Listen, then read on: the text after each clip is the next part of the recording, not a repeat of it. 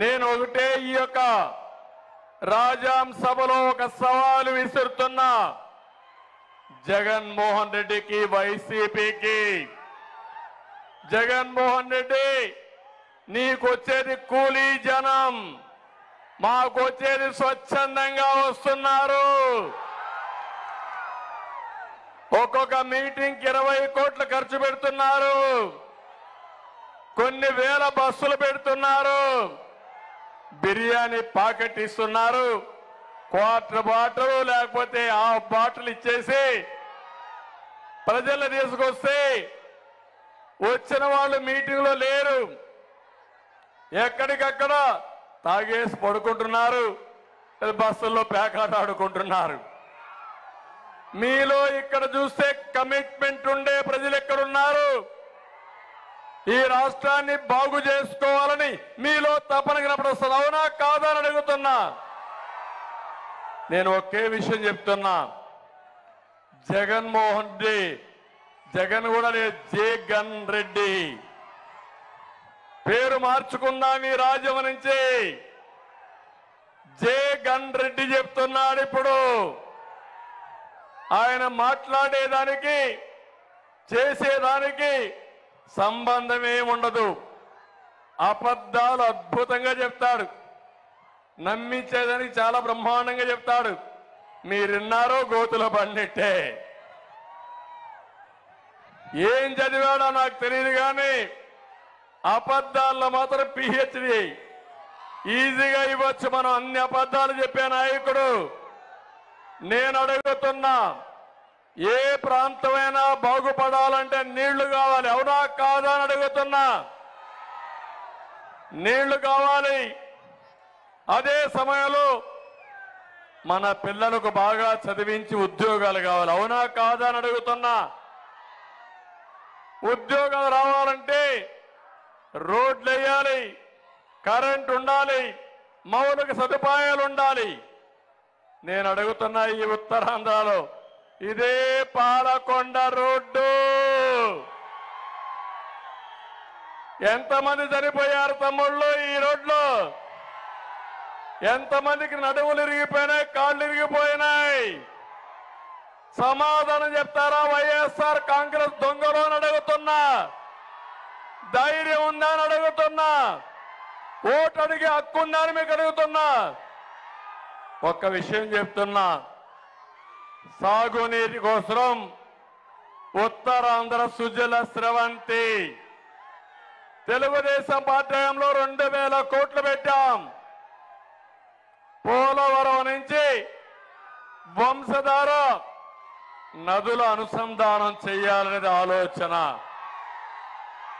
ఈ ఉత్తరాంధ్ర సుజల స్రవంతి వస్తే నదులన్నీ అనుసంధానం చేస్తే ప్రతి ఎకరాకు నీళ్లు ఇచ్చే అవకాశం వస్తుంది. అలాంటి ప్రాజెక్టు 2000 కోట్లు ఖర్చు పెడితే ఈ రోజు వీళ్ళు ఖర్చు పెట్టింది 5 కోట్లు.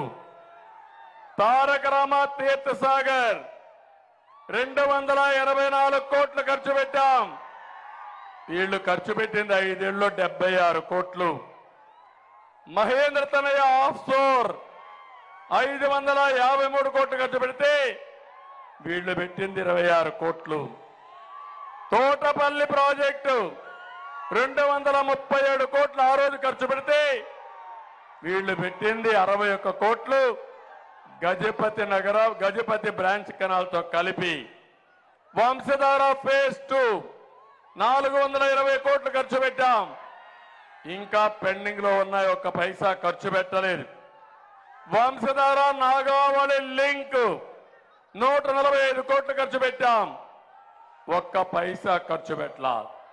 నేను ఇప్పుడు సవాల్ విసురుతున్నా. ఉత్తరాంధ్ర సుజల స్రవంతి కాకుండా 1600 కోట్లు ఖర్చు పెట్టిన పార్టీ తెలుగుదేశం పార్టీ. మీరు పెట్టింది 594 కోట్లు. నేను అడుగుతున్నా, ఈ ప్రాంతం బాగుపడాలంటే నీటి ఆధారం అవసరం. సాగునీరు ఇవ్వాలి. ఇవ్వాలా లేదా తమ్ముళ్ళు అని మిమ్మల్ని అడుగుతున్నా. ఇవ్వాలా లేదా ఆడబిడ్డలు మీరు చెప్పమని అడుగుతున్నా. అందుకే ఈయన వంగి మాగదులున్నారు. అడ్వైజర్స్ అనే పేర్లు పెట్టాడు. సాక్షి పేపర్ ఉంది, ఆ పేరే అసాక్షి. తప్పుడు వార్తలు రాస్తూనే ఉంటుంది.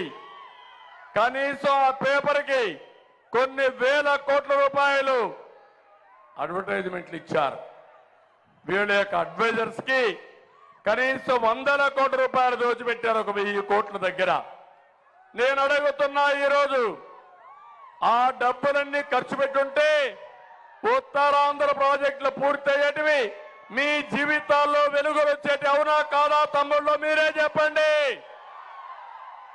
అవును అంటే గట్టిగా చప్పట్లు కూడా చెప్పండి ఎస్ అని. ఈ ముఖ్యమంత్రి అంతా రివర్సే.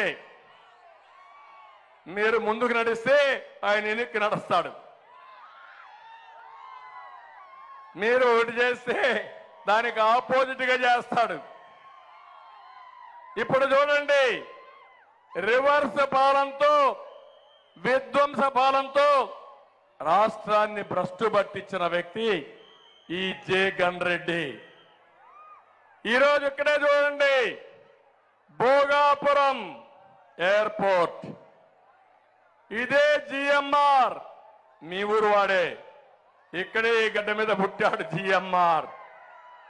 నేను ముఖ్యమంత్రిగా ఉన్నప్పుడు హైదరాబాద్ లో ఇంటర్నేషనల్ ఎయిర్పోర్ట్ ని, శంషాబాద్ ని ఆయనకు అప్పచెప్పాను.